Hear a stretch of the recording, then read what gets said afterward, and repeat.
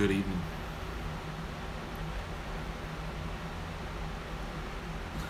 What it do? What it do? What it do? What it do? What it do? Dude, Triplical, you read my mind, man. You read my mind. Good evening. Pack a bowl.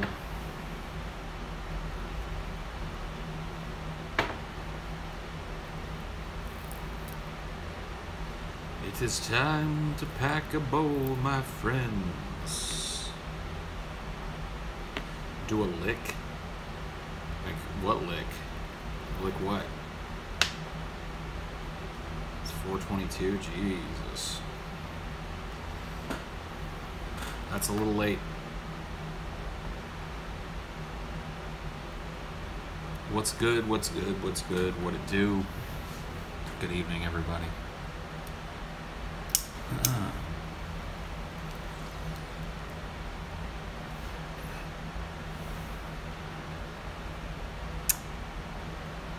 What's the latest on the 311?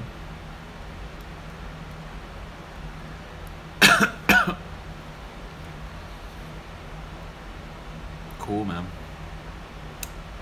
Let's finish your last stream with an hour left at work. Almost thought I wasn't going to have anything to listen to. Dude. Happy to provide. Hello, Paul. How you doing? I'm doing okay. I'm doing okay. I, quite honestly, like, I cannot stop thinking about the Jeb movie, man. Please clap, man. I watched this public domain movie, King of the Zombies. I remember watching it when I was a kid. It's like a 1940s horror movie, which is basically like a comedy.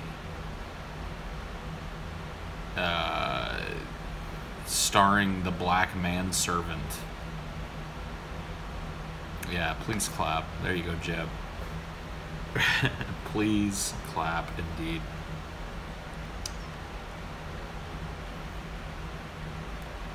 Picked up a VIP ticket. Cool, man. Looking forward to meeting you. Yeah, it's gonna be a pretty cool hangout. We've never had a live musical guest before.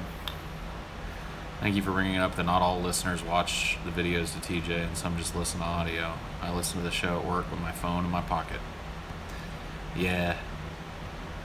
I try and remember that. I mean, it's impossible. I mean, sometimes you just gotta listen to us react to shit. You know, but if there's something that needs explained, I try and remember people are out there listening as well as watching. If you shave your beard, put your hair back, and wore a polo shirt, I would come to your house and give you a high five. Why?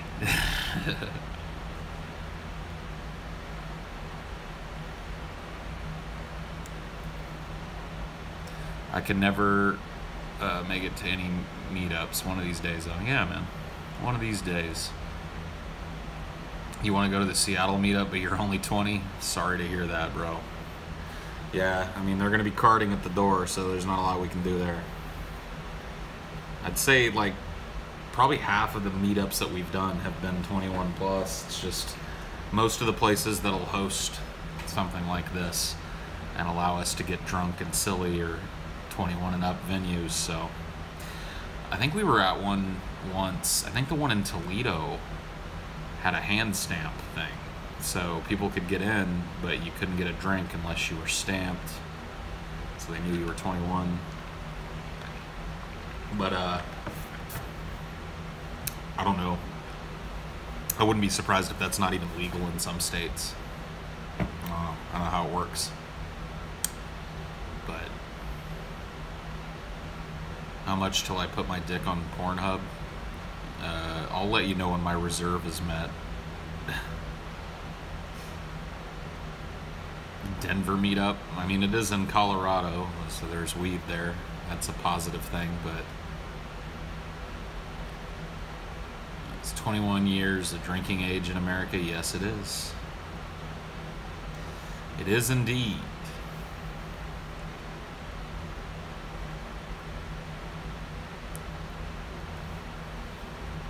It's like a big event for people that grew up here turning 21, man.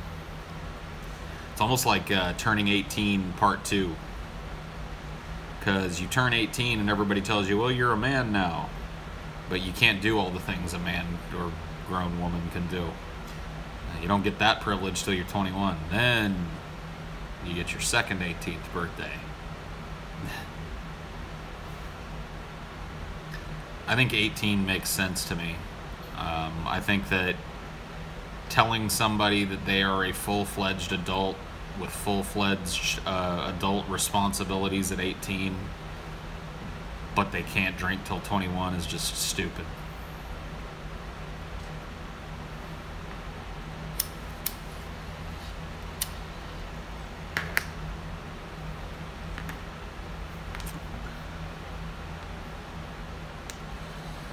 Yeah, it's stupid.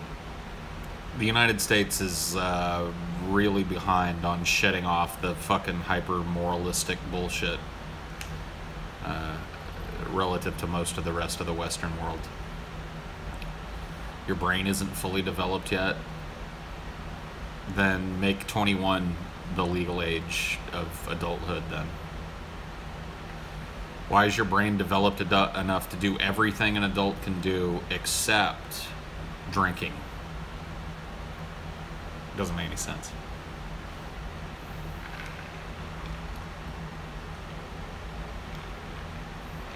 Yeah, seriously. Good point. You can vote at 18. Why do we want people with non-fully developed brains voting at 18? Doesn't make a whole lot of sense. Yep. You can go to war and fire a weapon and kill people with it in defense of your country, but you can't walk into a bar and have a fucking beer. Run that one through your fucking mental firewall and see if it doesn't trigger a warning.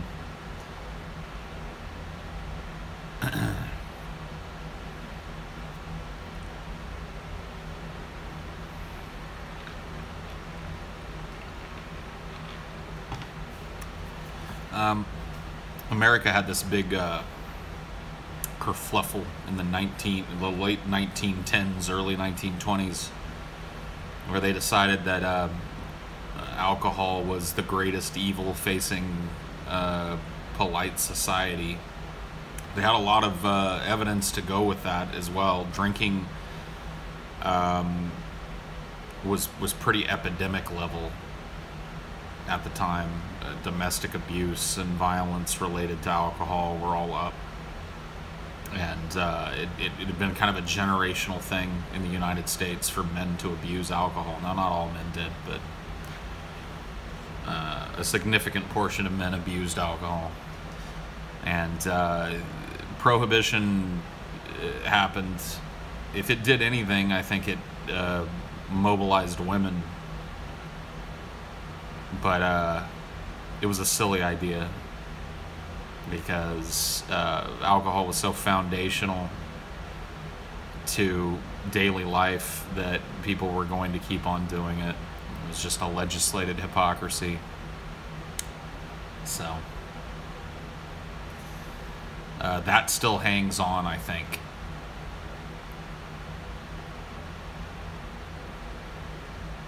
Is there a historical event in my lifetime that you thought was a big deal but no one else seems to care about? I mean, the one that really shook me the most, outside of 9/11 obviously, which was a weird one to live through, but the one that shook me the most was the financial collapse of 2008, because the shit that I was reading about that from experts and economists and was just doomsday shit, and it seemed like nobody even knew it was going on. In the little town that I lived in, I don't think a single person mentioned it to me, and I'm going quietly insane reading this shit. You know what I mean? Like, what the fuck? What is going on? People don't even really seem to remember. I mean, I wasn't rich in 2008, so I didn't suffer a huge, capital loss or anything, but I mean, fuck me. And the fact that really not a whole lot has been done to prevent that from happening again, and once again, people don't seem to know about it. I mean, I'd say that's the biggest thing that I've learned in my adulthood when it comes to, like, globally threatening things. And that's just how fucked up our economy is, how fucked up the global economy is, how reliant on debt everything is. Will happen in the next 4 years. I mean, I don't know that you can say that with any authority, but I would not be shocked, and that's a scary prospect.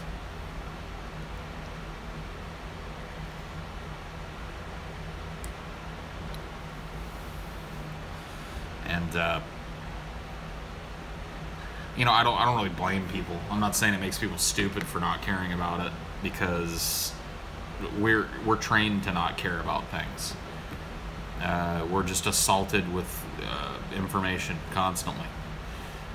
Most of it filtered through somebody else's opinion, and we're asked to care about these things. It's like, which one? How? Why? I get shit going on in my fucking life I have to worry about every second of every day. So, it makes sense to me, but it's a little strange.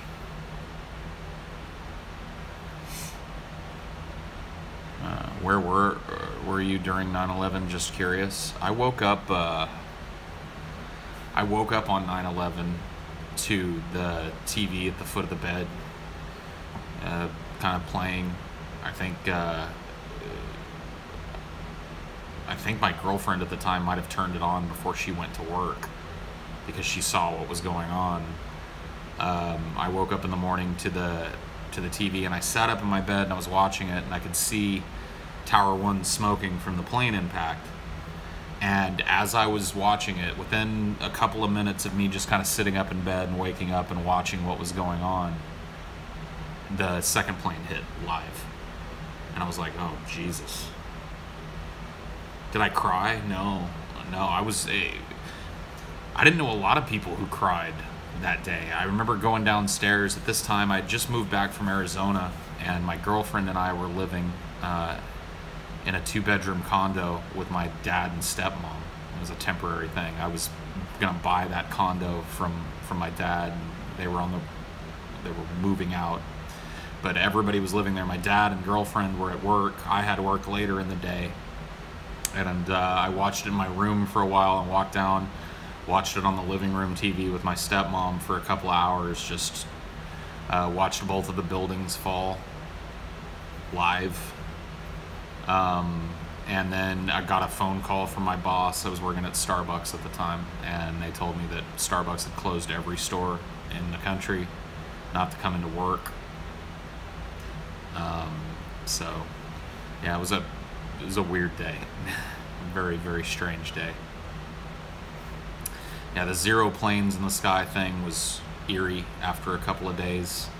I can't say that I noticed it the first day, but people started to kind of get out and about the second day, and just nothing up there. Except for military planes. Once in a while you would hear that, telltale loud screech of military planes. The entirety of the West Coast was being patrolled constantly.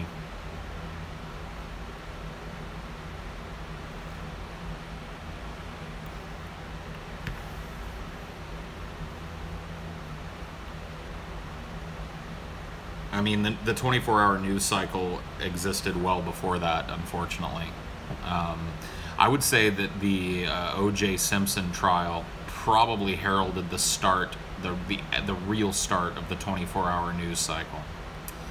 That's when I really remember it taking root, and I really remember the news rapidly changing after that trial and verdict. because that trial pulled so many ratings that so many people wanted to jump on that news boat.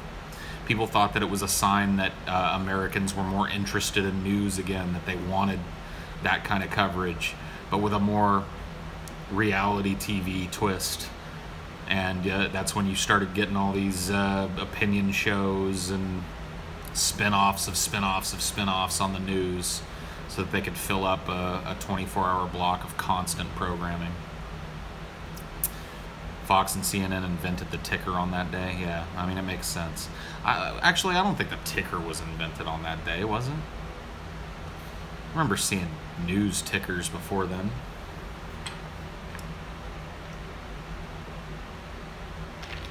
Maybe I'm wrong.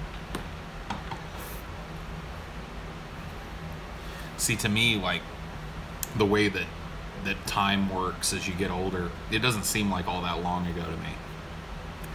To some of you, like I saw somebody say that you were born 2 weeks after 9/11. To some of you, it probably seems like fucking way back in the day. It seems like it would to me if I were to think about when I was 2 or 3 or 4, you know, in the 80s. But it really doesn't seem like it was all that long ago to me. The last, you know, like 10, 15 years of my life have just... It's a really sad thing. I remember perceiving time very differently as a child and a young man. Was I scared? I mean, I think everybody was scared. You know, there was a lot of anger too. I was angry. I remember wanting on that day for us to just bomb some country. I remember thinking about it, going, man, dude, whoever did this, you know, because you're sitting, you're watching the news, and you're watching people choosing to jump to their death rather than die of smoke inhalation. I mean, everybody I knew was angry. Even people that were typically very, like, pragmatic about war or anti-war were just angry and wanted it. They wanted some kind of retaliatory thing. They wanted to see somebody else's skyline burning.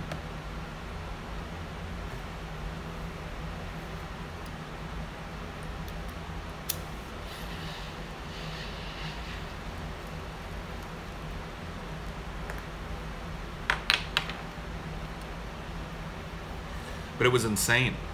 It was like a piling up that day, you know.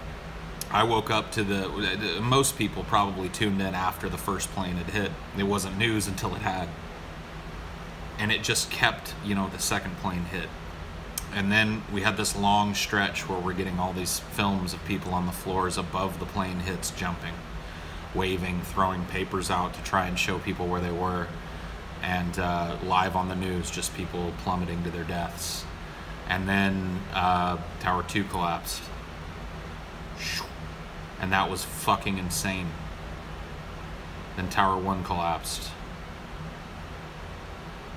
And we had these sweeping shots from across the bay in New Jersey of the entirety of Manhattan covered in this giant apocalyptic cloud of smoke.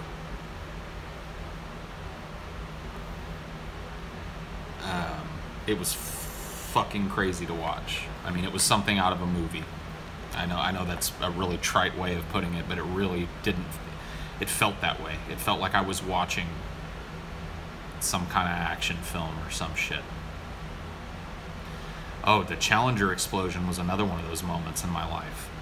God, man, that was hard. I was a kid, and we were in school. And because there were teachers on the Challenger explosion, elementary school children were watching this all over the fucking country. I mean, that's one of the things that people don't talk about a whole lot when they talk about Challenger. They talk about the tragedy of it and all the lives that were lost and the people that died, which is all well and good, but like a significant portion of school children in this country were watching that happen.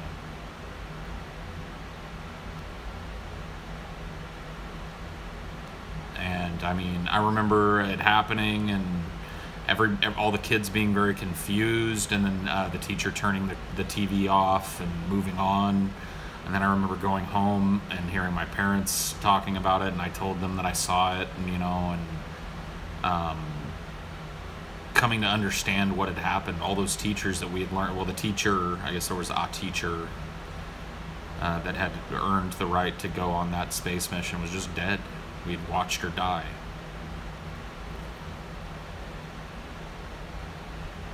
Oh my God, dude.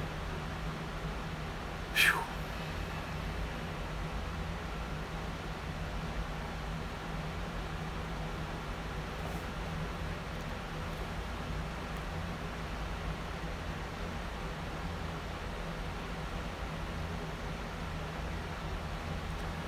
There we go.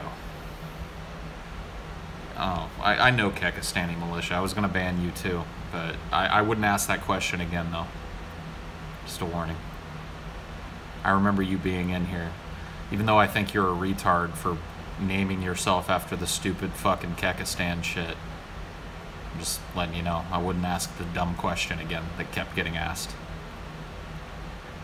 I'm excited about my inevitable eventual death. Yeah, man, I'm looking forward to it.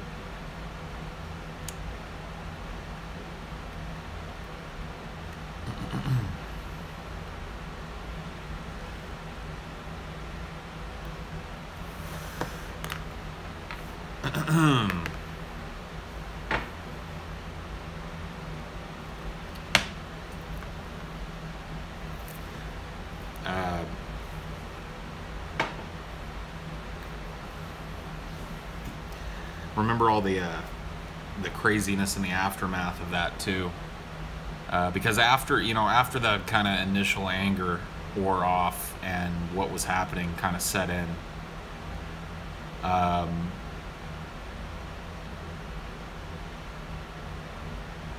the whole narrative started to kind of unravel. The more people died in Afghanistan, the more of our soldiers died in Afghanistan, and the more news we got about all the human misery and suffering there.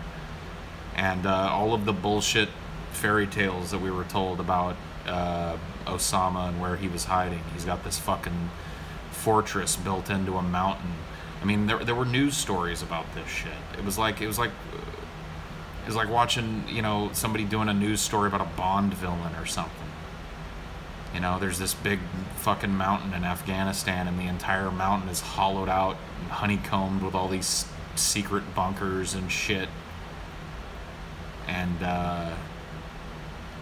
you know, as time went on, people started to get more and more skeptical about it. And then, you know, it wasn't long until they started selling the Iraq War narrative to us. And at that point, I completely pulled out. You know, I was like, okay, this is not what this is about.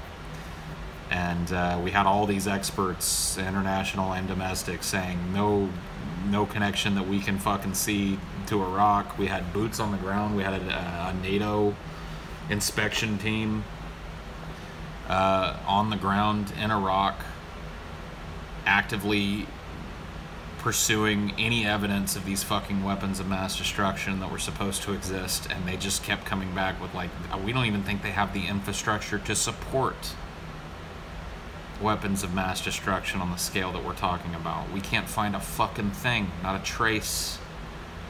And yet the drumbeat still kept going.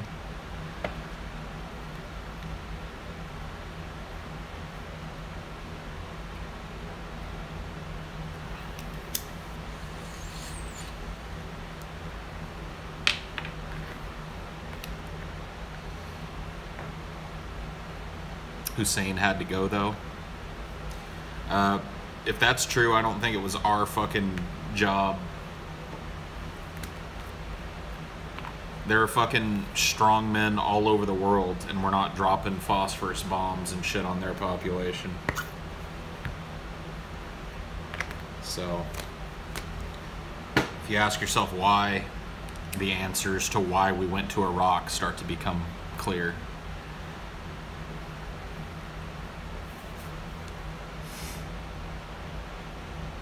Yeah, mobile jihadi. Yeah, remember that? Trucks. Were supposed to be like these fifth wheel trucks with trailers that were supposed to look like they were transporting just normal consumer goods, but actually they were like these fucking Optimus Prime folding out weapons labs and shit, mobile weapons bullshit. There were drones too. They had drones, and this was before drones were even really a thing that were widely known about or even really used in a military sense. We heard about these unmanned drones that could fly under our radar, just a few feet over the ocean, and carry these big canisters of VX gas or some shit, and drop them on New York without us even knowing it happened. We were told this shit. And the more sophisticated it got, the more people started scratching their heads going, are we talking about the same Iraq here? We're talking about Iraq, right? They've got this?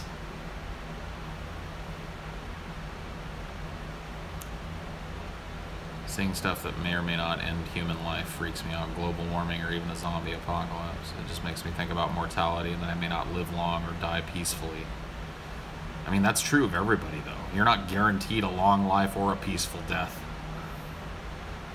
I don't think anybody in history... I mean, maybe some of the, like, elite people in history who have tons of people guarding them, but even they don't escape violent death sometimes, Just one of those things.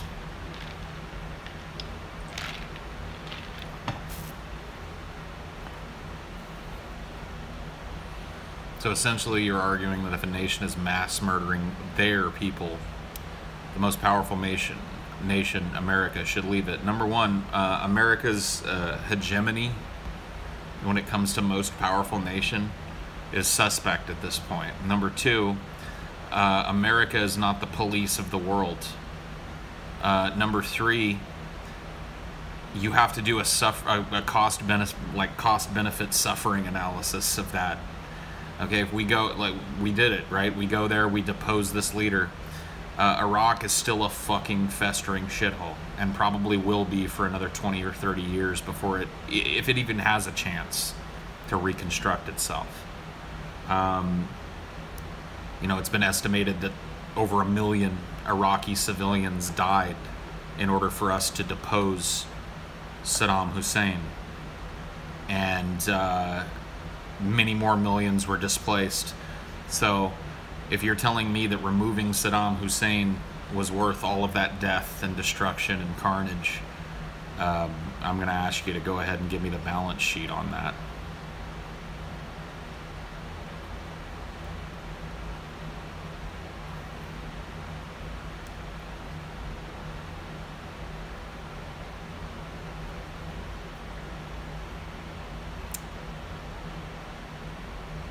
If you had to choose one way to go out, would it be by fire, drowning, or freezing to death? Freezing. I've heard freezing to death is kind of peaceful. I've heard you kind of get this, your brain goes into shock, you kind of get this warm, kind of tingly feeling, and you just get really tired, and you just lay down and go to sleep. I mean, who wouldn't choose freezing?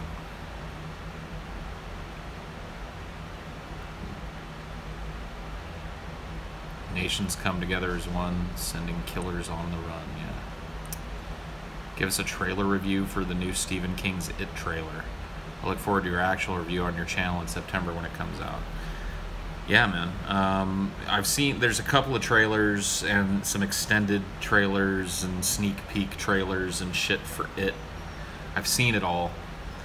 The first one that they released made It look like a boogly woogly jump scare movie, which immediately had me just, I was done. That's not what It is about. It is a psychological horror film. It is not about a fucking clown running at kids out of the sewer. The second thing that bothers me, that we've learned from the trailers, is the time that it is set in. In the original book, the initial parts of it take place in the 70s. Now I think we've moved up to either the late 80s or the 90s, which, no thank you. You know, there's a real genuine reason why the initial parts of it, the childhood parts of it, were set in the 50s. Because there is a strong undercurrent of bigotry and racism and hatred in it. It is about Derry and how all of the negativity in that town drew Pennywise out of the void to that town. Taking Derry, Maine out of the 50s and throwing it into the 80s changes the social landscape to the point where you sound like you believe in this shit. What? Oh my god, dude. Please pop your fucking head up again. I feel like playing whack-a-mole tonight. What are you talking about? Why am I so negative? Why can't you just stop being an edgelord for 1 second? Dude, I'm well weary of your bullshit, dumb man. It's so stupid. Like, when have I ever presented myself as anything else? Why would you come running in here posting paragraphs about stupid bullshit that everybody knows? Everybody knows I'm fucking negative. The Langoliers is your favorite Stephen King movie? Dude, The Langoliers is a really weird story. I actually read it pretty recently. A few years ago, I was on a jury for about 6 months. And while I was waiting, which is what I spent most of my time doing, you'd think as a jury member you'd spend most of your time listening to testimony, but in my case I spent most of my time waiting in the jury room. And I read The Langoliers, and it's a very strange movie. It was cool, but the idea of the little mouths, because that's what they're like Pac-Man. They're like little balls that eat reality. It's so strange. The Langoliers, man. What's his best work? I mean, you'd have to make an argument for it. You'd have to make an argument for The Stand, in my opinion. God, there's so many good ones. So much of his early work are just like fucking phenomenal. Not to denigrate his later novels and shit, but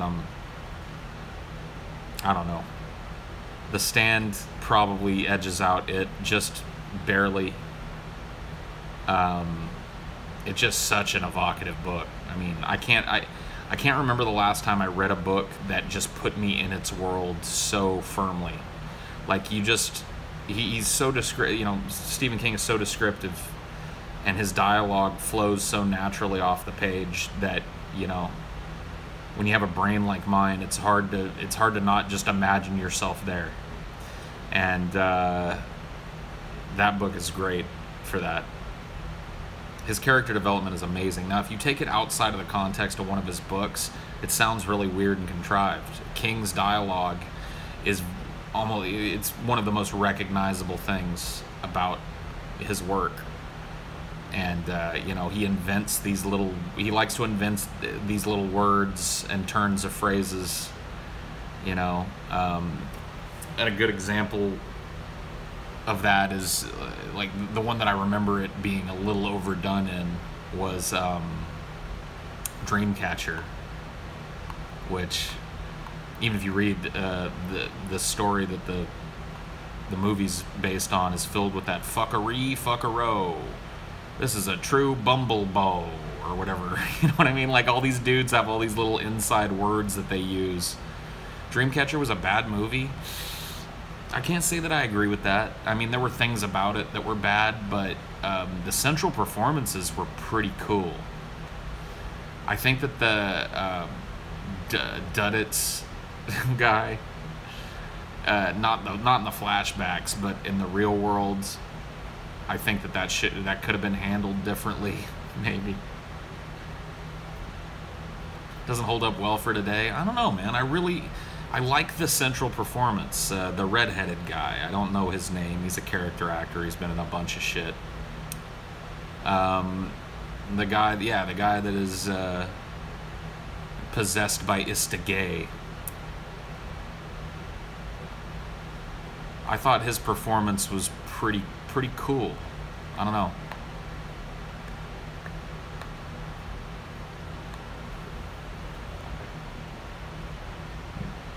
Wasn't Dreamcatcher about shit weasels? Yeah. Yeah, it was. Like an alien thing they call it the Ripley. And it makes you birth this shit weasel out of your ass.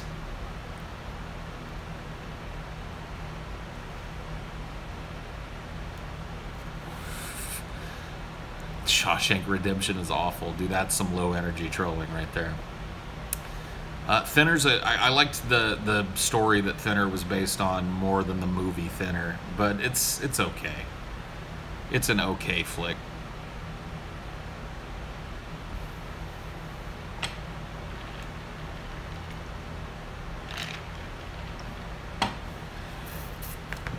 Yeah, dude, Shawshank is awful. You're either trolling or you're too stupid to exist. Those are the only two options.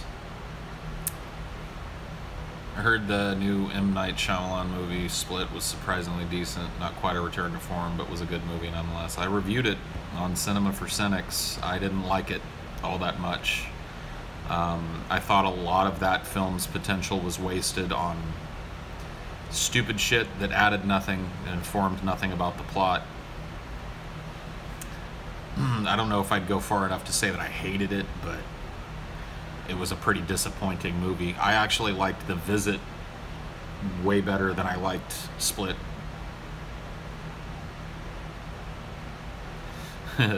Avatar: The Last Airbender movie is pretty good.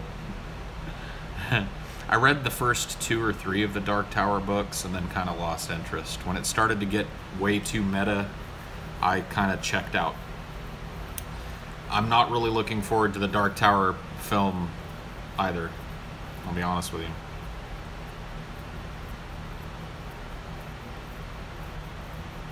The Happening. God, I can't believe they greenlit that movie. Paul, can't you put more emotion into Cinema for Cynics? It almost seems like it should be named Cinema for Emos. Ooh. No. No, I'm not gonna be a fucking YouTube monkey. I'm not gonna. Whoa! What's up, guys? Cinema for Cynics. Let's get right into that review, man. It's time to watch a movie with your boy, Paul Zico. It's not gonna. I just can't do that, dude. I'm not gonna do it. It makes no sense for me to fucking do it. I hate it when other people do it. So, I guess you can either watch Cinema for Emos or find somebody else that acts like a gibbering retard at the beginning of their videos. There's a million of those out there. What's up, guys? I love every single one of you guys, man. I watched a movie, and I'm gonna tell you about it. Come on. I know, dude. It's right there in the title. I thought putting it in the title would stop people from going, hey, man, why are you so, like, cynical to these? But it just doesn't. Just dummies.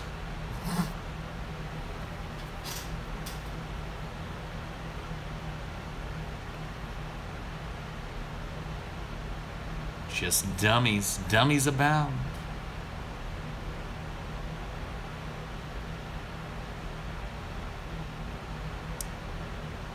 Just got off work. Paul, what did I miss? Gonna load a bowl as you recount the tales of woe from this evening. I don't know, man. I don't know what we're talking about. This conversation just kind of... You know how it works here. It goes from the next to the next to the next to the next.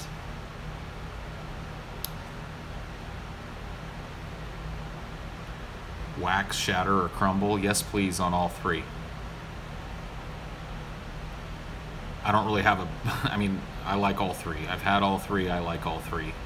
I don't really care which.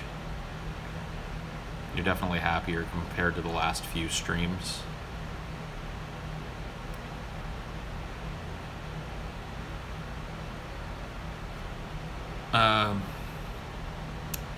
Where did the fear of clowns come from? Coulrophobia. I don't know. I mean, it's probably just rooted in childhood fears. I mean, a lot of kids are scared when they're first handed to Santa for a picture and shit. Maybe it's something like that. Maybe it's the otherworldliness of the clown. They look like us, but not like us. And maybe that triggers some revulsion in the brain. That uncanny valley thing gets triggered. John Wayne Gacy and It did not help clowns in popular culture. I'll give you that much. But I think people were afraid of clowns well before either of those.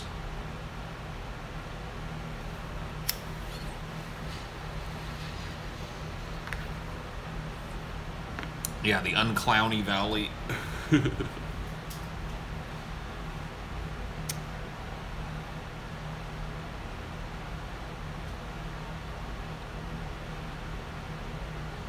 I can't sleep. Just came from binge watching Adam Ant videos. Okay. Well, welcome. Welcome to the place where everybody who can't sleep ends up. Just read this weird article about the idea that humans possibly having a chip inside their head that allows us to have access to more information than Google. I mean, I'm for it. Let's do it. Let's wire everybody up.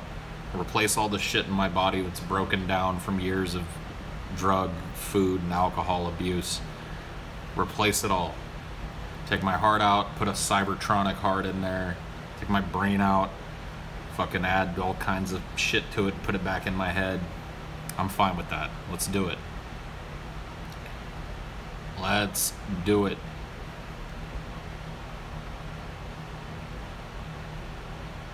Seen Stranger Things by now? Seriously, watch it. I have not. Thank you, Mutilated Lips.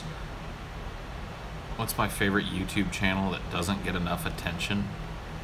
On YouTube, I watch a lot of Let's Plays and stuff.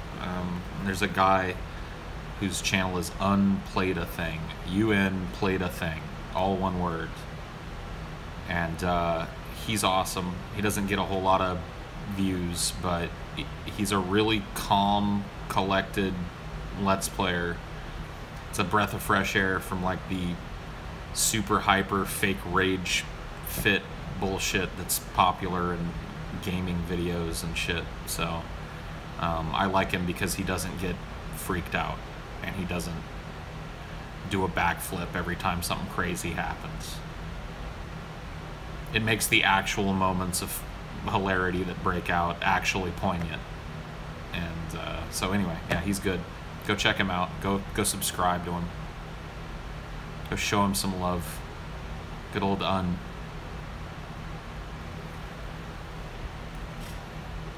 Stranger Things could be just the music without the movie, and it would be great.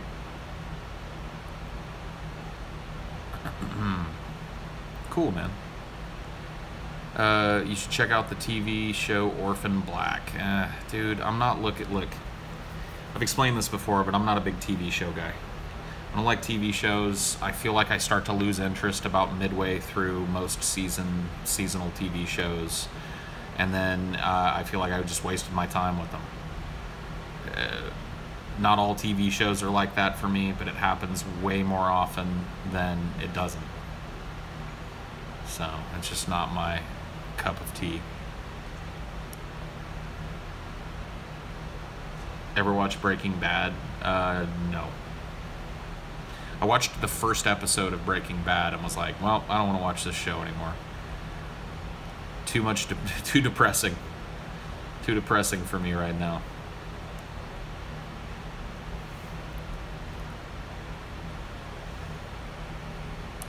I've heard it's really good. I don't doubt that it is really good, but it's just not something I'm interested in getting into.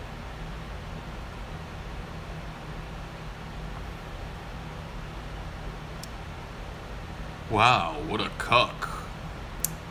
Couldn't even handle Breaking Bad. Didn't want to waste my time with it. Found other things to do.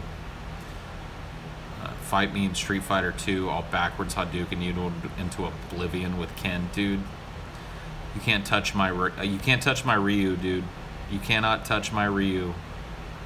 It's untouchable. Seen the Planet of the Apes reboot movies yet? Just watched the first two. Fucking great. I've seen the first one. I haven't seen the second or the new one that came out recently. I might end up going and seeing that one in the theaters and doing a review on it, depending. I don't know.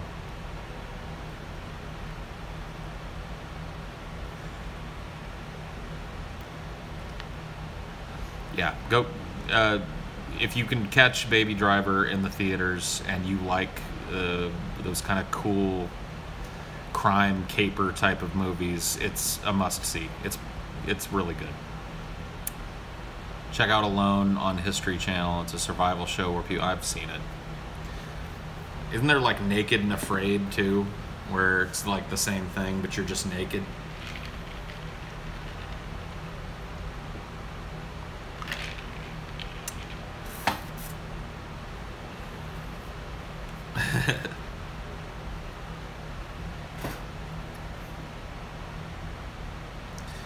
What's my favorite horror novel?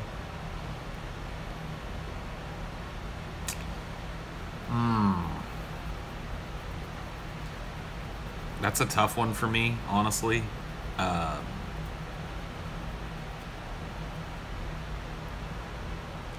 It is so foundational for me. It's like the first. It was the first Stephen King book that I ever read. I found it in a pile of my dad's books, and when I was little, I used to read everything I could get my hands on. I read constantly, and I found just an old weathered copy of it in my dad's books, and grabbed it. It looked interesting, and I read it from cover to cover. It was probably about eight and a half, something like that. And I can't say that I followed it perfectly at that age. It's a super involved and super long book, but I felt really compelled to continue. And when I finished it, I put it on my shelf, and about 2 years later I went back and I read it again at about 10. And that time it really solidified itself in my brain. Like so I'd have to say it, for sure.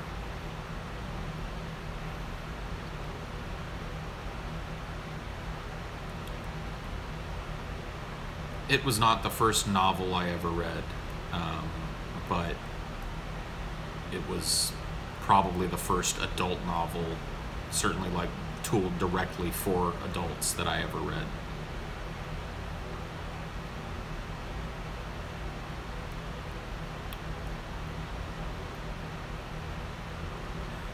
Yeah, Goosebumps to it.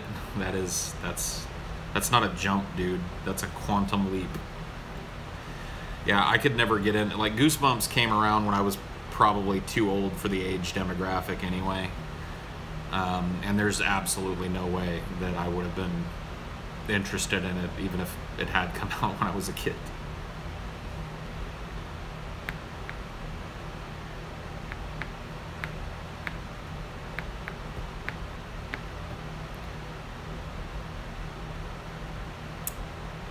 Found footage of me and my dad talking about masturbating. No,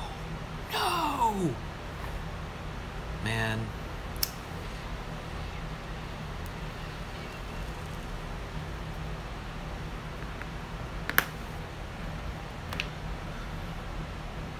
I read Catcher in the Rye, and now you want to shoot John Lennon? Holy shit, man. You're the second guy that's felt that way.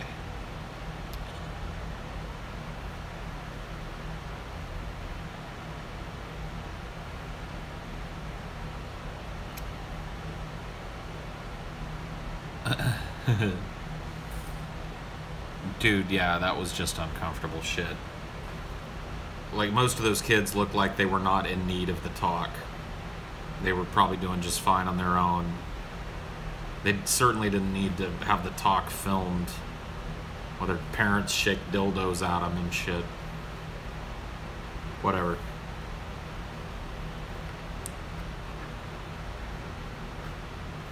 Thoughts on Donald Glover? It's like a quadruple threat. Dude can act, he can sing, he can dance, and he can rap. Am I missing something? Is he like a visual artist too? If they're going to cast somebody as a younger Lando Calrissian in a Han Solo vehicle, Donald Glover's probably a good choice for that. Not just look-wise either, but like performance-wise. Yeah, the dude is just, he's one of those people, you know what I mean? Just absolutely disgustingly talented in everything that they touch.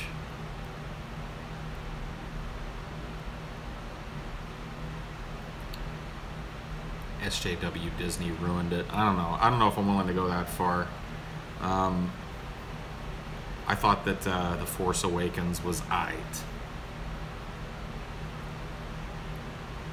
It was aight. So, there's at least potential for something watchable to come out of it.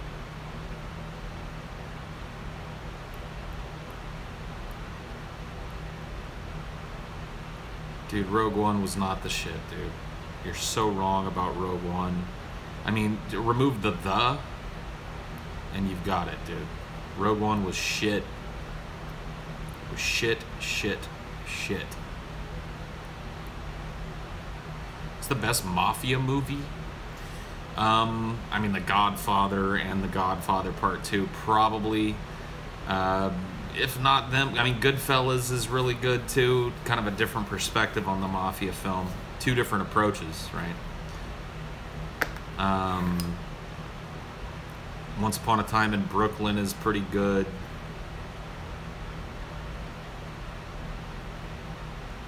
I don't know, there's a bunch. Casino is pretty good too. Yeah, there you go. A Bronx Tale, yeah. But I'd have to go with like The Godfather 1 and 2 as a singular kind of experience. I just like the top-down perspective on the mafia. It's not done a whole lot.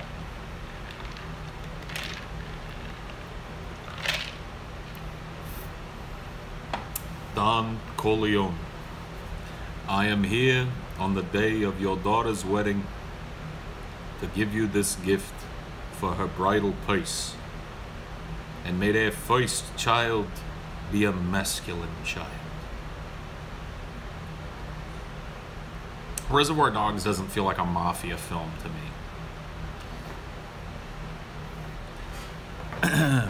I don't really think that that's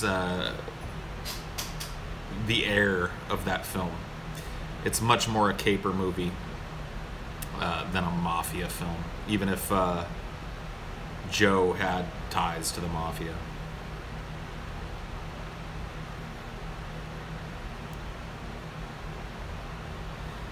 Yeah, I haven't really gotten in. I watched a few episodes of The Sopranos. Once again, it's another one of those shows that everybody seemed to fucking be rabidly watching, that I watched a couple episodes of, and I was like, okay, well, I don't really care where this goes.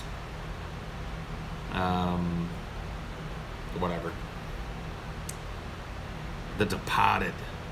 I mean, yeah, it's not a, I mean, he has ties, I guess, to the Italian mob, but, you know, that's an Irish mafia kind of movie. I guess it would count. I guess I'd say The Departed is a mafia film.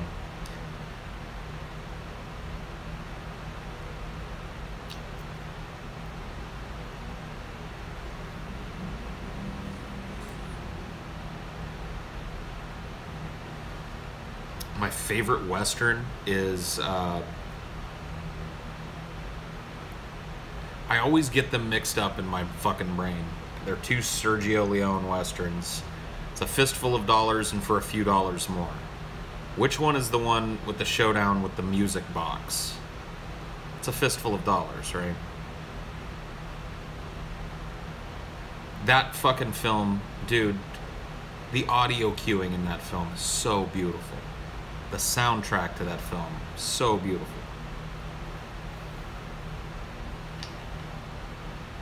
For a few dollars more. Okay, well there you go. I always get them mixed up. They've always been like clashed in my head, so I always have to untangle them when I go to talk about them. Northern Exposure.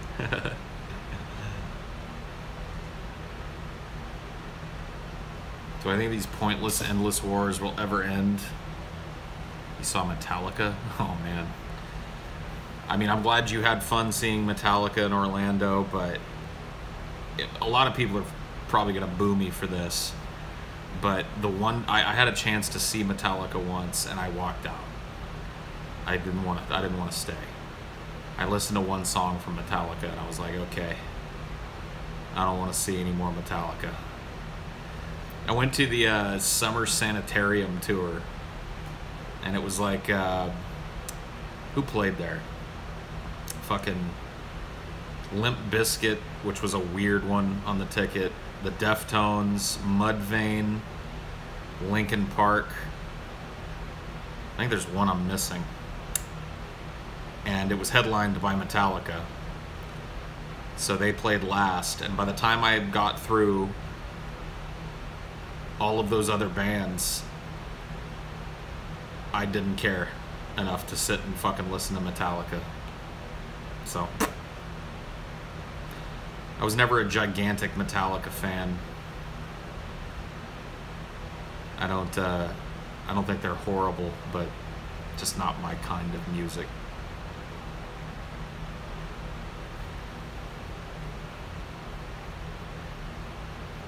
Metallica hates, or Pimp Monk hates Metallica, dude? Wow. I don't know if I'd go hate.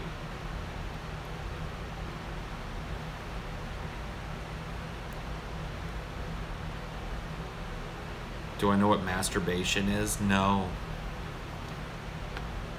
What's this? Zzz.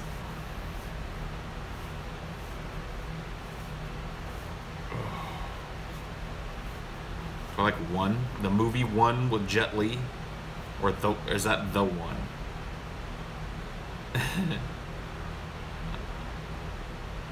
Melanie Martinez kind of guy, yeah, dude, yeah.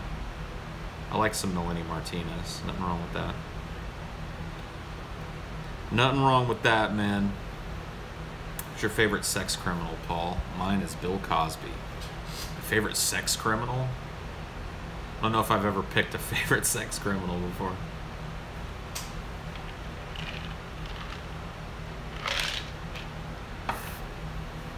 Probably my great uncle Louis. Favorite serial killer? Gacy. Probably.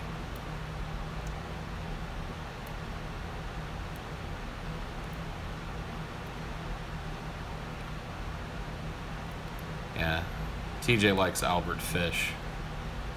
The Zodiac. Yeah, the Zodiac's pretty interesting. And he got away with it too, maybe.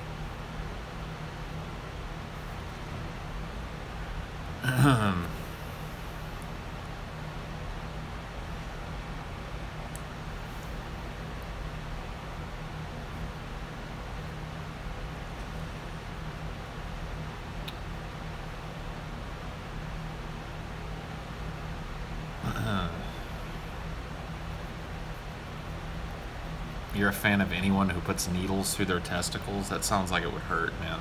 I'd rather not.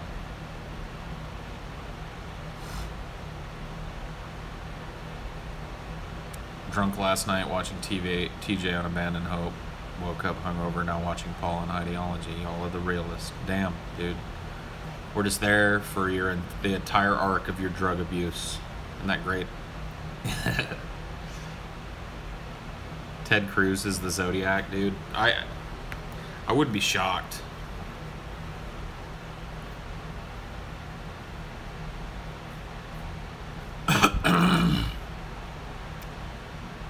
Kekistani, be more specific. Yeah, be more specific,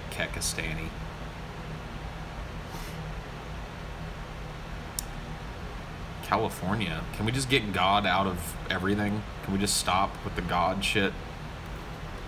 Can we all just come to a consensus that it's time for us to grow up and start dealing with our problems? Can we do that?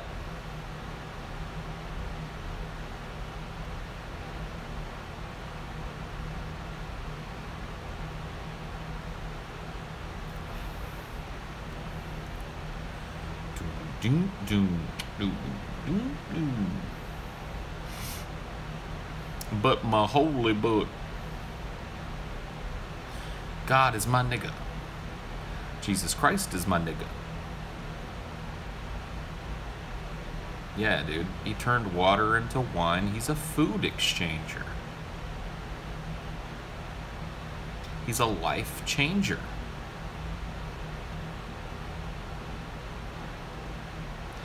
Favorite Nine Inch Nails album is Pretty Hate Machine.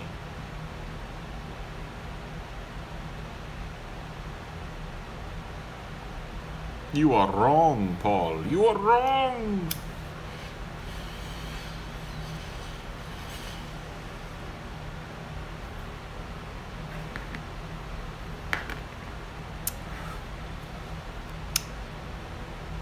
And he died for your sins.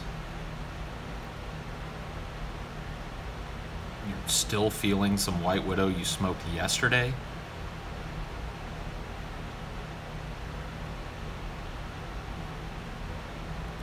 I accept all my problems like a responsible teen while God waits on his cloud for me to die and then judge me. Yeah, there you go, man. Yeah, let me throw you in the meat grinder and then judge how you dealt with it. Because I'm a loving God. What a piece of shit. Like, I've never, ever met a Christian that can satisfactorily tell me that their God isn't a piece of shit. Look at what he does, assuming his existence. He throws you into this world, this horrible fucking shit, and then he pulls you, you die, probably a horrible, lonely death, and then he drags you immediately out of that before him to account for everything you did wrong in this horrible fucking life where you gotta do what you gotta do to survive. Fuck him. Sadistic. Yeah, man. Judge that cancer patient, God. Judge that mother of 5 that, you know, had a couple of failed marriages or whatever, dying of kidney cancer and none of her kids care. Take her before the throne and judge every fucking little thing she ever did in her entire life. Please, do it for me. Such a loving God. Yeah, Yahweh's a whiny bitch. Dude, in this day and age, when we talk about people that are easily triggered, who's more easily triggered than God? Look at all the shit you're not supposed to do. Or God gets all kerfluffled. God's the original SJW, dude. It's a pussy. It's just absolutely married to this stupid idea that everybody's got to live his way. Yet he gave us brains that diverge from that. What a dumb shit.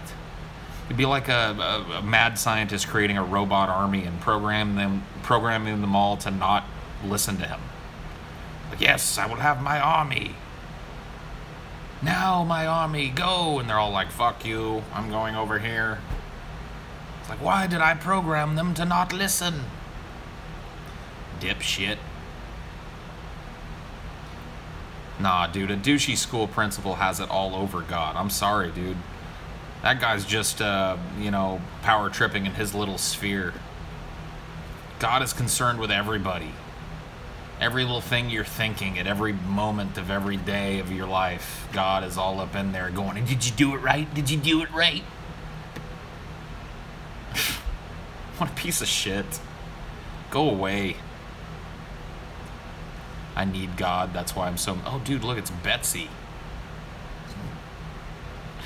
Betsy's back. Guess who's back? Back again.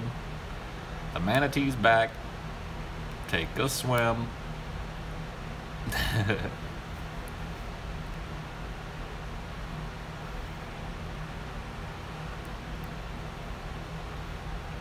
A non-interventionist God is still responsible for all the chaos and bullshit he created here.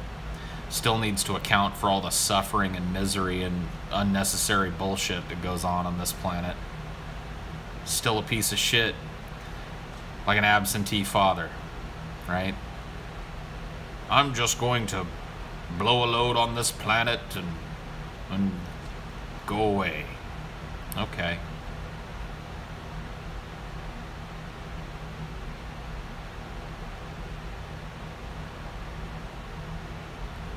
Just a stupid fucking...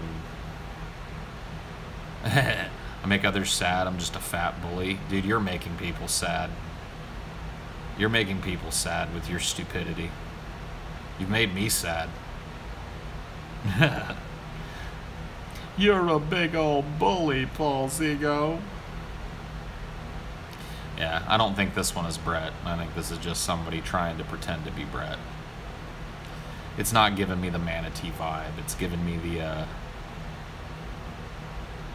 the somebody trying to pretend to be the manatee vibe. I might be wrong.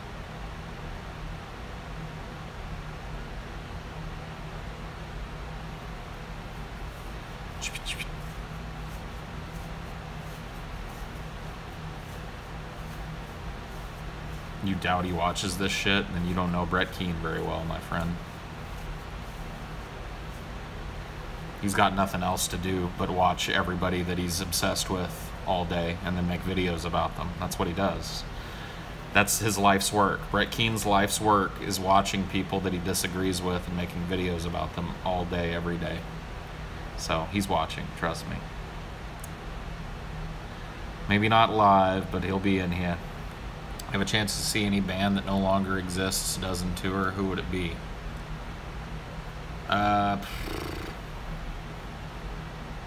I would, I mean, Nirvana would be high on my list, probably. I would have loved to see Jimi Hendrix live. I know that Pink Floyd in their prime, you know, Pink Floyd with all the original members and shit, I would love to see them.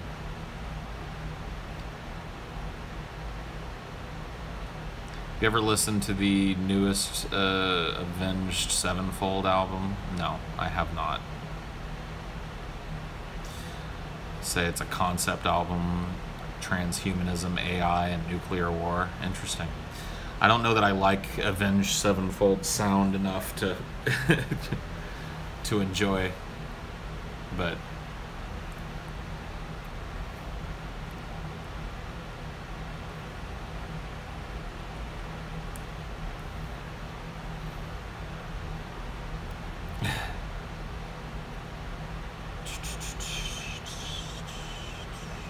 what's the best song ever? Basin Street Blues by Louis Armstrong. That's the song of songs, my friend.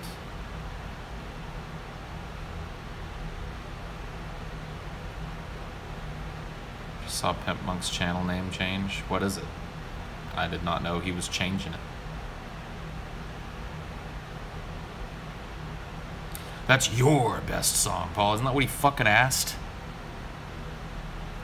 Ugh.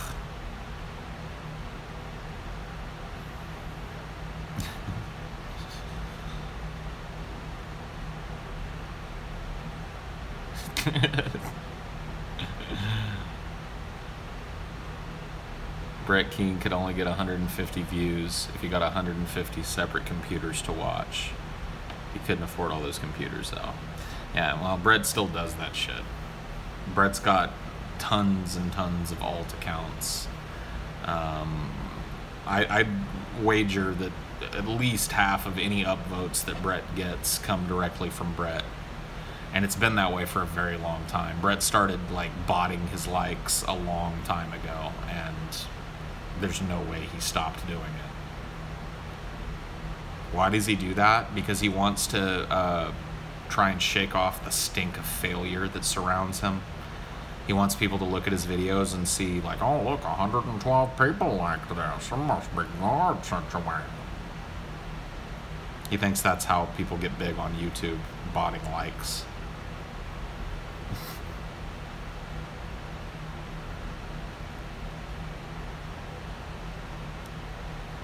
recall you mentioning hearing loss of my own has been fucking devastating. Yeah, I mean, it gets worse and worse with the passing years with me.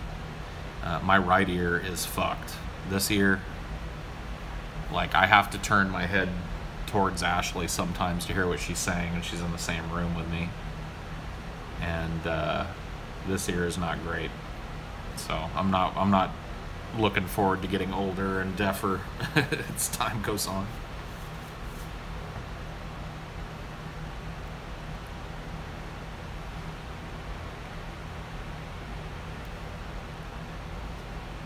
Just watch your XX review and subscribe to Cinnamon Percentix. Cool, man. Welcome. 22 and you feel like an old man. I mean, I remember having days where I felt like an old man in my 20s too, so. But it's starting to happen to me. I'm at that age where all the old stuff really starts to happen. The only thing I'm missing out on is balding. I'll never go bald. I'm lucky in that way. But I've got gray hair like all throughout now. It grays in the beard. The normal like daily aches and pains are starting to be more pronounced, and you know, hearing and vision are starting to go. One of those things, man. What are you gonna do? You know, it's only gonna get worse. It's all downhill from here. But it's weird to be that age, though. The age where shit starts to happen. Old person shit.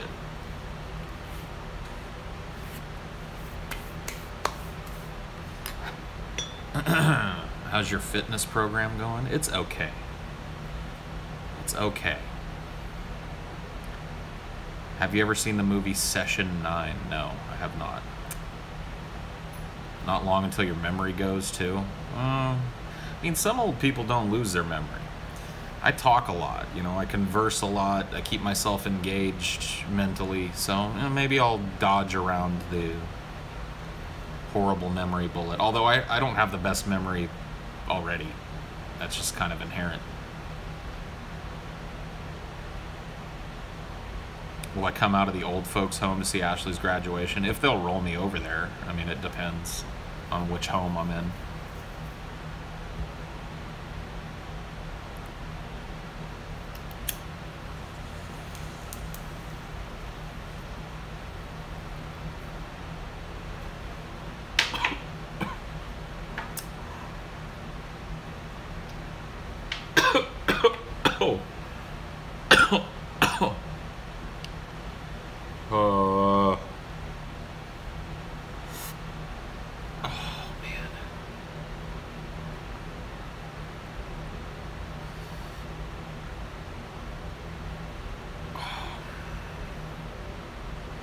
Take advantage of the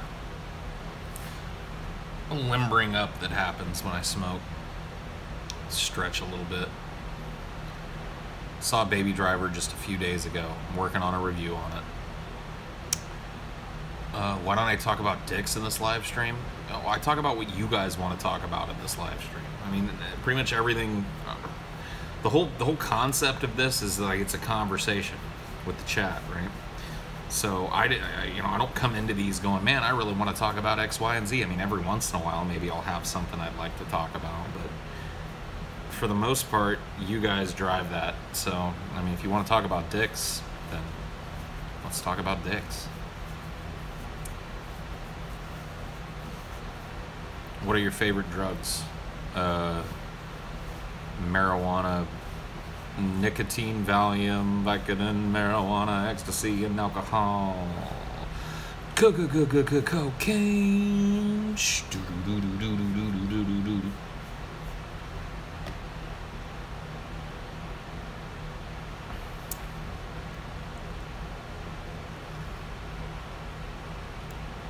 Please clap.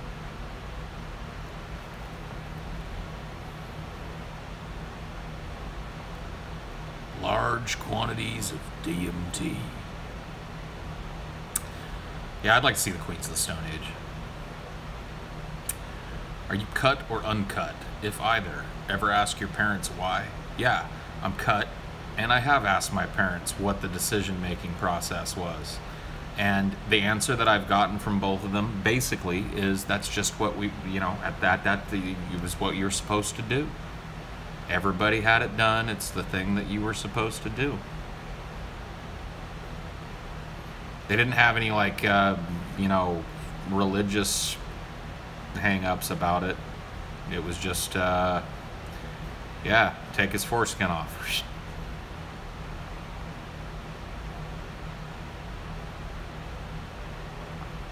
Yeah, cleaner.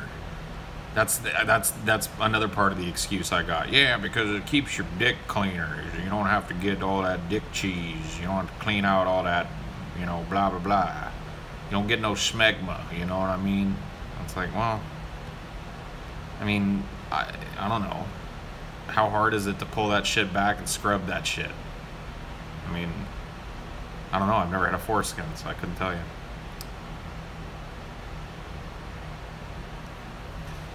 I mean, it seems to me like you could just pull that shit back and clean yourself. I gotta clean up under my nuts and shit. Why didn't they remove those? Well, so take these balls off, it's cleaner. You won't have to scrub up underneath there, won't get that swampy taint and shit. You wanna take these balls right off? Go ahead. It's cleaner that way.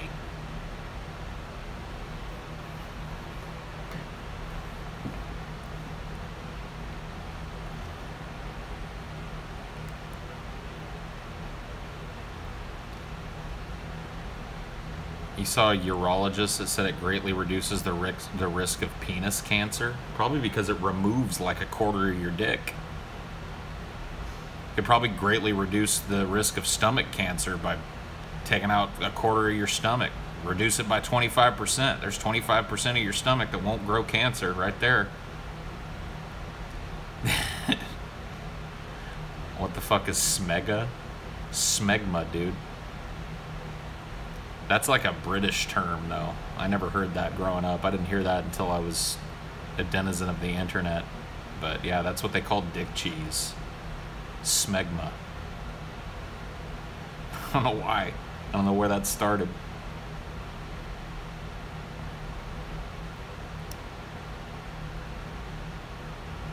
Reduce your chances of cancer 100% by suicide. That is true. Shaved pussy or hairy pussy? Yes, please. I honestly, like, I guess I prefer, you know, that a girl clean it up a little bit, but I'm not turning my nose up at a hairy pussy, you know. You gotta do what you gotta do.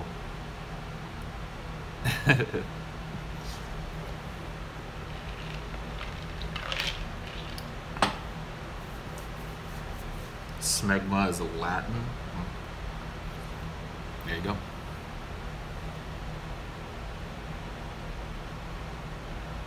Yeah, you're supposed to wash your dick. Yeah. I mean, I still wash my dick.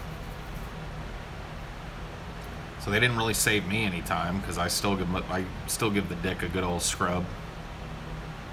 You know? Females also get smegma? Really? Did not know that. I thought it was just dick cheese. You haven't watched me in ages? Cool. Well, welcome back.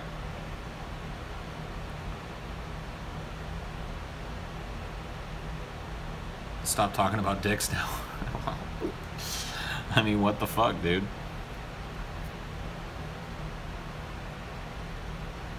You wash your dick. Why was you circumcised? I don't know, man.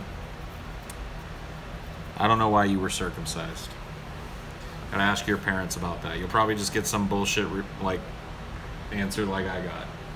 It's cleaner that way, Peaches, for you to have your whole for us to take your dick and skin it like a snake. You just remove the whole fucking layer of your dick. That's all. Not a big deal. For what reason? Oh, it's cleaner. Cleaner? It's cleaner that way. What? Circumcision is one of those weird fucking things, man. I just don't understand how it caught on outside of like the Jewish community. Like when did it make the jump to everybody else? Like when did people look at Jews having their rabbis bite the foreskin off the babies and suck it off with their mouths and shit, and go, yeah, let's start doing that. That sounds like a great idea. You know, the Jews, what they do is they got a fucking rabbi, you know, bites the foreskin off of your baby's dick and then sucks off the foreskin. God, they got that fucking thing figured out.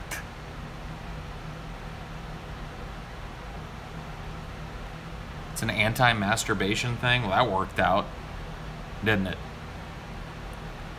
Did somebody tell them that they could not jerk off without a foreskin? Because I've been doing it for a long time. They didn't do any fucking research. There wasn't like a control, like, all right, let's do this to one dude. See if he doesn't jerk off. Nah, that'll stop him. Just get the rabbi to suck the fucking foreskin off the dick. Yeah. How did that even fucking spread? See, that's what I'm talking about. It's just so fucking stupid. Yeah, like the 15th century, I get it. But how did it stay around after airplanes and shit? You get me?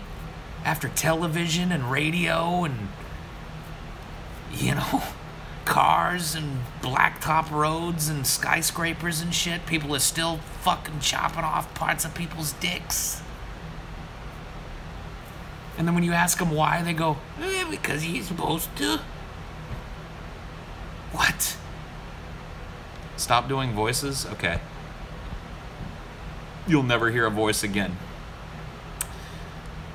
I love it when people give me unsolicited fucking advice. It's my favorite kick. It's my favorite boot. Stop doing voices. Fuck you.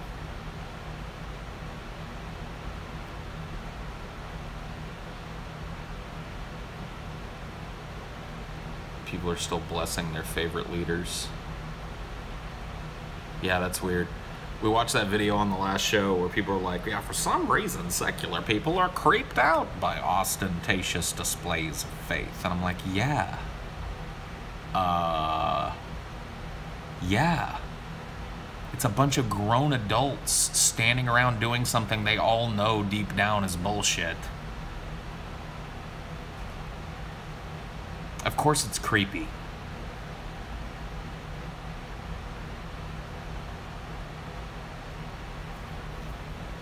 Braces? I mean, braces actually can help people sometimes.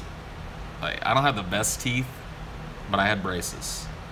And if I hadn't had braces, I would have, like, snaggletooth to the fucking max. Like, and that comes with a whole array of other dental problems and shit. So, I'm kind of glad that I had braces.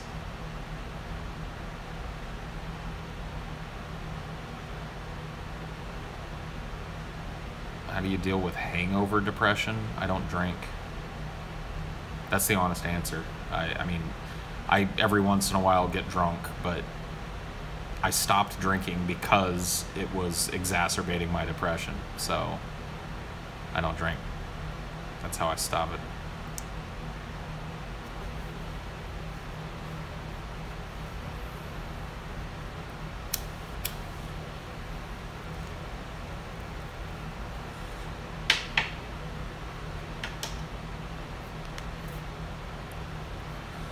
What do you have to be depressed about?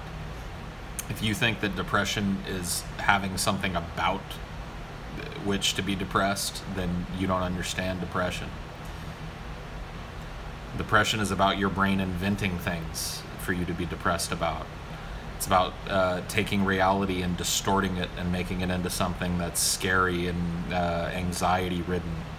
That's what depression is about. You feel like I might be bipolar? Well, thanks for the diagnosis, but I've never gotten that diagnosis. I've gotten the same diagnosis from every medical psychological professional that I've gone to since I was about 12 years old, which is when I started undergoing treatment for my depression. So bipolar, I don't fit the symptom chart for bipolar at all.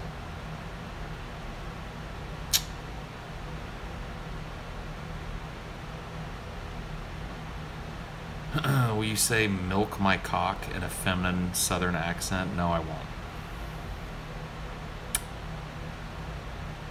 Feminine southern accent. I've diagnosed you with saltism. Oh, shit, dude. Saltism, no.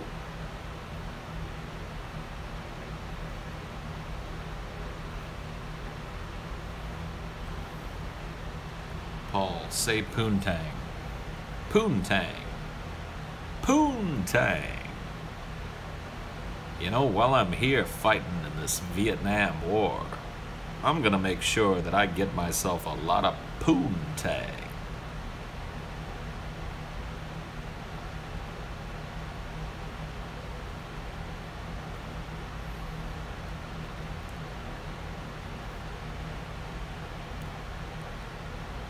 Have I ever grown my own weed? No.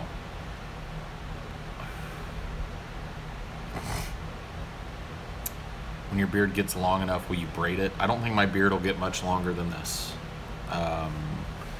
It just, it might get a few more inches long, but this is not a braiding beard. It's just never gonna be that. It's too puby, man. It's too poofy. It's too wiry. It's nothing at all like the hair on my head. Just not gonna be a braidable thing.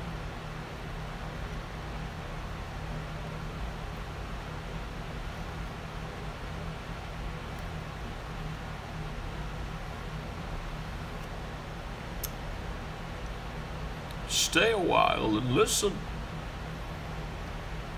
Ah, my fears are true.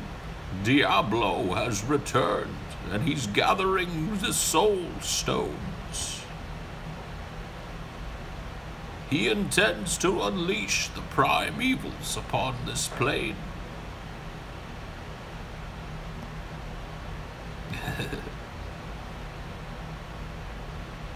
You're gonna dreadlock your ass hair? I think that'll just happen. I mean, if you grow your butt hairs, if you've got like a ponytail of butt hair, I think it's just gonna dread itself with shit and everything. Just have shit locks.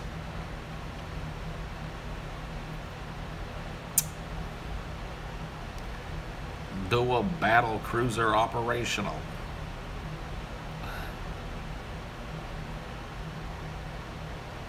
Paul, I work tomorrow and I'm drunk and bleeding everywhere and my heels are so bad. What? Call the doctor. Call 911.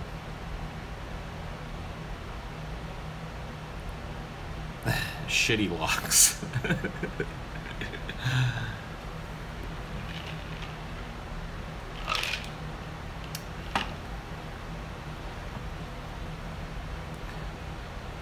Have I told you about the Horadrim? They were an ancient confederation of mage clans responsible for keeping the balance in the three prime evils. I am the last of the Horadric order. You're on an island and there is only enough food for you and another peasant. Which peasant's life do you spare?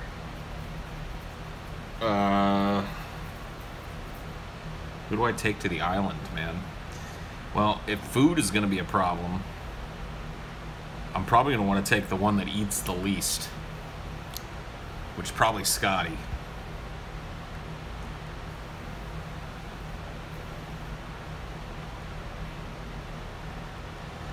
Your life expectancy is 3 weeks and you think you're okay with that? Cool. I mean, sorry to hear that, but cool. I'm trying to have breakfast here. Stop with the gross shit. Well, turn me off. Get the fuck out of here. Take your breakfast elsewhere.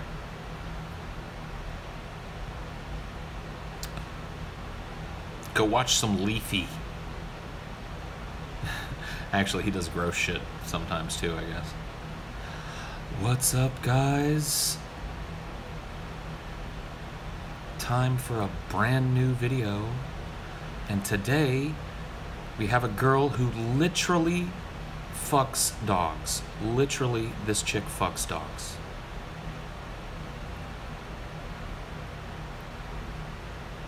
Literally.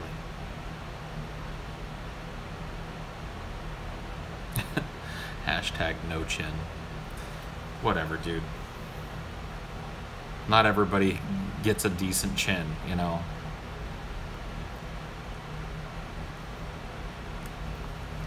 Small chin lives literally matter, guys. They literally matter.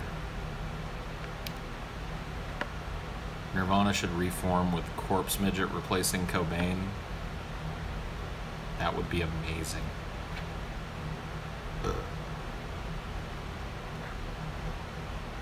Sleep time. Yeah, it's probably pretty close to sleep time for me, too. Pretty close. I think we'll smoke one more bowl. Pack a nice fat bowl. And we'll go try and sleep. Actually, what I'll probably do is like play Heroes of the Storm or something for a while until my brain gets tired enough to sleep. It's sad in my old age that I pretty rarely get to play video games for fun anymore. It's usually just to like wind down.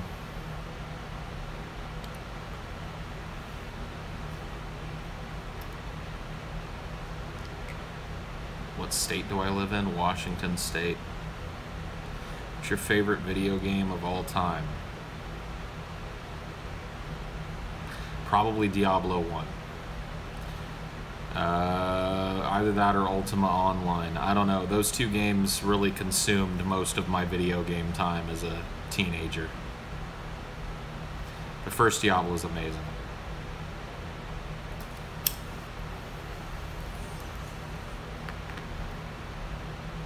Meridian 59. I remember that game. That was one of those games that a lot of people like tried to move over to when Ultima. It came out earlier, but it stuck around for a long time. I think M59 came out before Ultima did. But I remember a lot of people moving over to Meridian trying to play that game because it had open PvP and shit. But it just didn't have the, I don't know, it didn't have the right combination of things. Ever try RuneScape? I have too much self-respect, dude. No self-respecting person ever played RuneScape.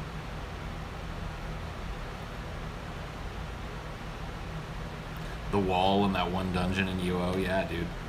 I can't remember, I think it was Despise had a wall where everybody would stand behind it and you could just farm these high-level enemies all day. You could meet there. A lot of fucking fights went on there because there were always people there.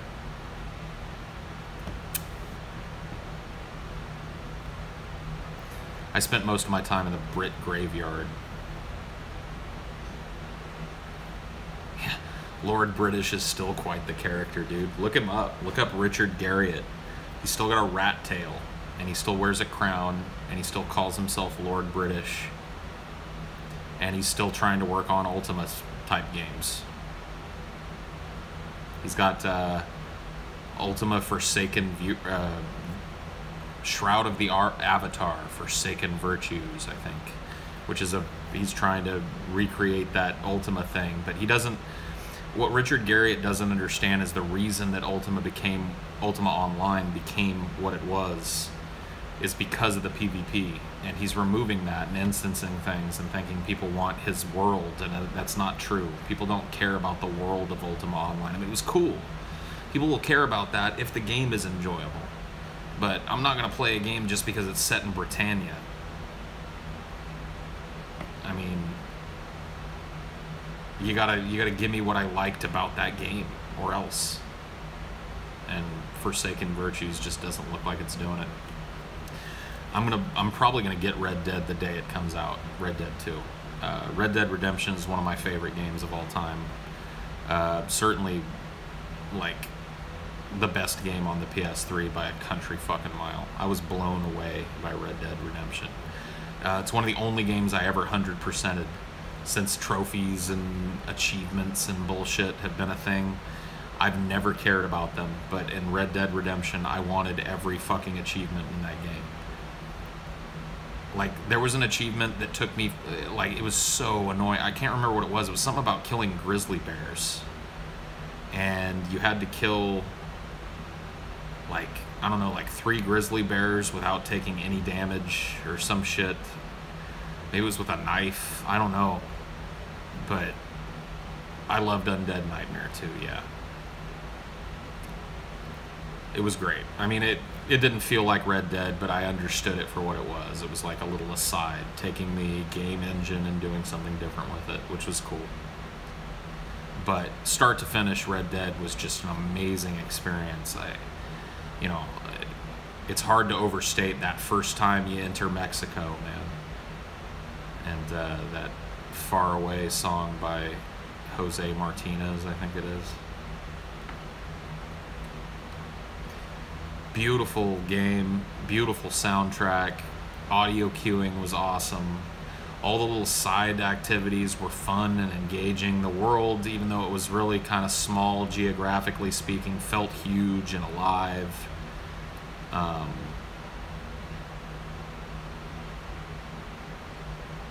Yeah, the story, oh yeah, I mean, the story is what drew me in too. The gameplay is amazing, and it has to be to draw me in like that, but the story is the hook. And I wanted to know how it all ended. I wanted to know what happened. And it just continuously surprised me throughout the game. I'm not 100% sure I like the way that Red Dead wraps up, but you're not supposed to, right?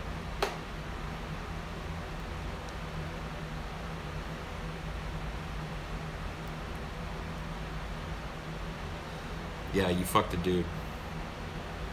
If a girl you had sex with in high school now identifies as a man, you fucked a man. You're gay. Because if you say you didn't fuck a man, then you're misgendering. Red Dead really doesn't hold up today gameplay-wise. I tried it not too long ago. Well, it's been a while since I played it myself, but I have a feeling it still holds up just fine for me.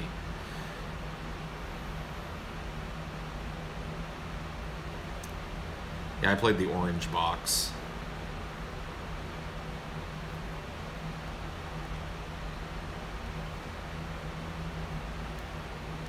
Pauk. Nice try, kid. Fucked her into gender dysphoria. Yeah, dude. She fucked you and became a man. Yikes. I played Red Dead Revolver on the original Xbox. Yeah, I remember playing it. I don't remember liking it. Ever get a random ass rash for no reason? I used to get hives when I was a kid. I guess every once in a while I'll get like this patch of itchy, you know what I mean? Turns into kind of a rash, but whatever. What do you think of people who only spam Scorpion and MK? I mean, whatever. Everybody's got a character and shit. And Scorpion had that guaranteed fucking uppercut thing, which in the early days of Mortal Kombat, the game was all about landing uppercuts. It's really not anymore. Now it's a combo game. But in the OG Mortal Kombat, you won because you uppercutted the other guy more. The uppercut was the fucking name of the game. And Scorpion had that, it's basically a stun. Pulls you directly to him and leaves you wide open for the uppercut. Sub-Zero had it too, but it wasn't guaranteed with Sub-Zero. See, if you landed the pull with Scorpion, boom, guaranteed uppercut. You land the thing with Sub-Zero, you might not get to him in time, you might have frozen him in a way that you can't uppercut him. Yep, leg sweep uppercut, that's exactly what it was. Which way am I going? Am I going to launch you or am I going to trip you? It was a game about those two things.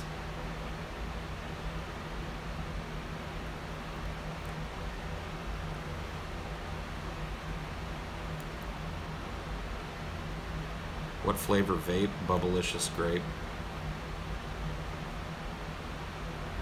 Paul got fucked by AIU. When?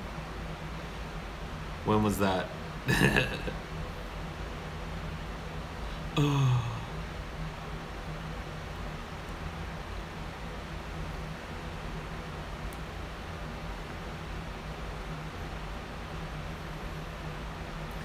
Yeah, I remember that in the first game, like if you started the round immediately with a flying kick, 'cause you could buffer the input during the ready, fight, you know, and you could land that flying kick at the start of a round. But Liu Kang was, you know, everybody had a cheap move in that game. That's kind of how they got around it. Sonya was pretty cheap too. Her leg grab, like you could chain those. You could huh, boom, and then huh, boom, slam people back and forth. I mean, you know, they could block out, but everybody had some cheapness in the original Mortal Kombat, man.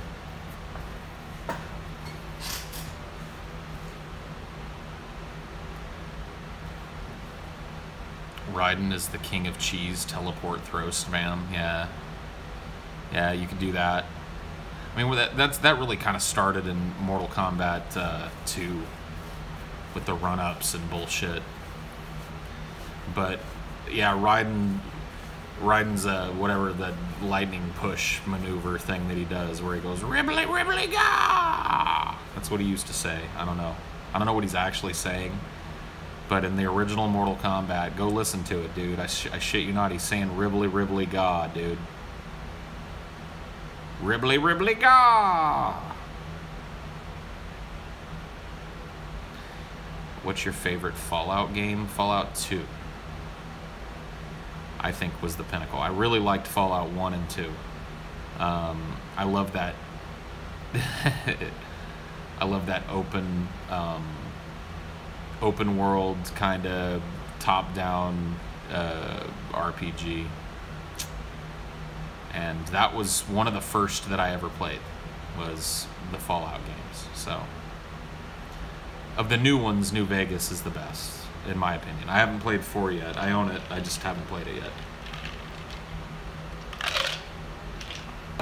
Brotherhood of Steel is shit, dude. Especially in comparison to other Fallout games. What's wrong with 3? There's nothing wrong with 3. I had a lot of fun with 3. I'm just saying, in perspective, if you look at Fallout as a franchise, starting with 1, starting with the CRPGs, I just didn't enjoy it as much as I enjoyed the others that I mentioned. I think New Vegas outshone 3. I think that 1 and 2 both outshine 3. You want to know what faction I pick in 4? Well, I'll let you know when I play it. I went with Kaisar's Legion in New Vegas.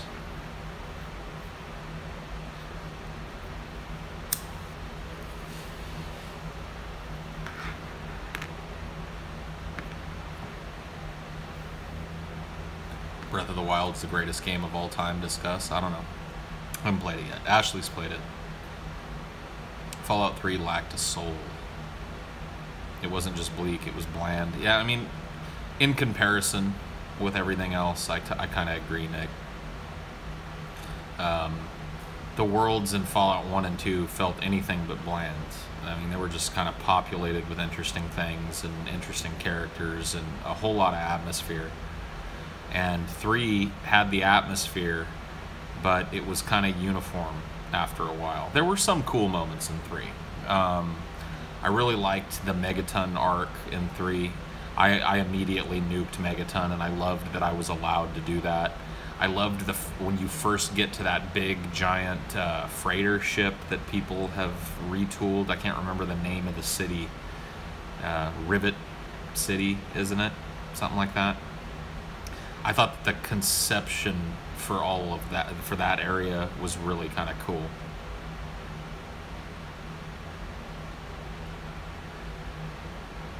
Yeah, the character models were behind the time. I mean, you can fix some of that now. You can mod the shit out of Fallout 3 and make it a much better looking game. But it was kind of a victim of its ambition, I think. They just didn't have enough resources to do what they wanted to do when it came to character interaction, like especially like the way that they looked. They're all just so wooden and samey looking and strange looking, you know. The actual area though was a bit annoying though for rivets. Yeah, I mean being there, I remember it was like kind of like a maze and shit, but walking up on that giant boat that's been retooled as a city was a cool moment. Overwatch isn't mediocre. Are you arguing about Overwatch? Have I played a Hitman game? Yeah, the one that I played most was Blood Money. I think on the PS2, maybe? Possibly.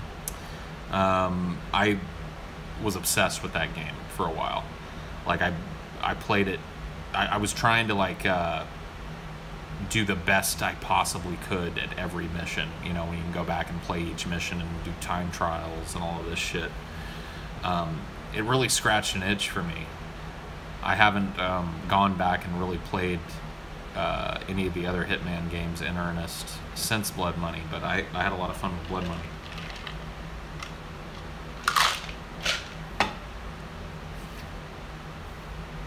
That's faux show. Anyway, I'm gonna go ahead and end this now. Play some Heroes of the Storm or some shit. I'll catch you guys later.